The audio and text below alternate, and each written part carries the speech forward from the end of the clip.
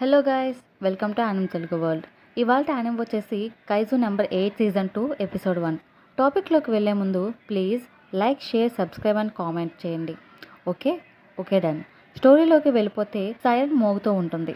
జనమంతా గందరగోళంలో ఉంటారు. కఫ్కా, మీనా పరిగెడుతూ ఉంటారు. జనం కూడా పరిగెడుతూ ఉంటారు. టీవీలలో న్యూస్ని చెప్తారు. భూకంప ప్రకంపనలు ఉత్తరం వైపుగా సాగుతున్నాయని. అంతలో ఒక సోలార్ భీమ్ అండ్ మంటలు సిటీలోకి వస్తాయి. ఆ పరుగులలో మీనా కింద పడిపోతుంది. త్వరలో అంతా సర్దుకుపోతుంది అని కఫ్కా అంటాడు.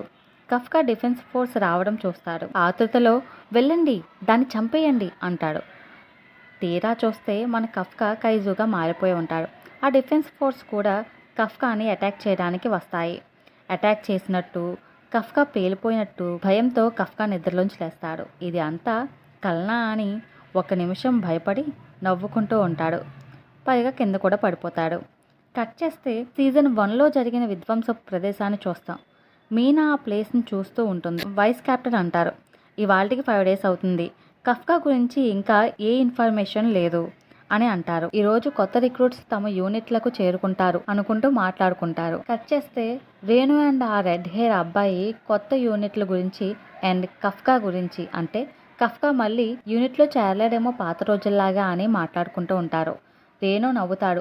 ఏమైంది అని అడగ్గా కఫ్కా కైసుగా మారిన తరువాత నేను డిఫెన్స్ ఫోర్స్ రాగలనా అని అడిగాడు అని నవ్వుకుంటాడు.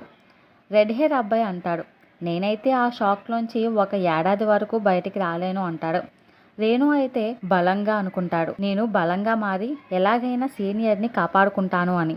కట్ చేస్తే కిగోరియా అనుకుంటుంది, తనకి అవసరం వచ్చినప్పుడు అతన్ని నేను ఆపుతాను, నేను ఇంకా బలపడాలి అని అనుకుంటుంది కిగోరియా. ఇంతలో ఒక డిఫెన్స్ ఫోర్స్ ఆఫీసర్ వచ్చి కిగోరియాని ఆఫీస్కి తీసుకువెళ్తాడు.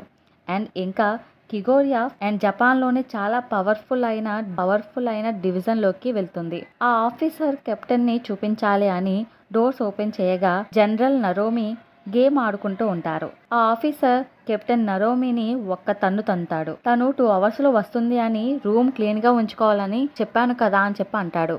కిగోరియాకి కెప్టెన్ అంటే గౌరవం రాదు, బికాజ్ ఆఫ్ అతను ఉండే తీరు బట్టి.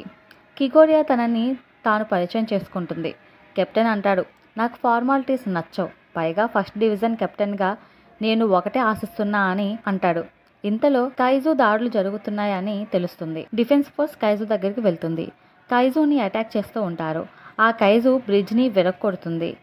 అది సిటీలోకి వస్తుంది అనే టైంకి మన కెప్టెన్ నరోమి ప్లాన్ని చేంజ్ చేసి కైజుని అటాక్ చేస్తారు. ఇంతలో మన కెప్టెన్ జంప్ చేసి వెపన్ తీసి కైజు మీద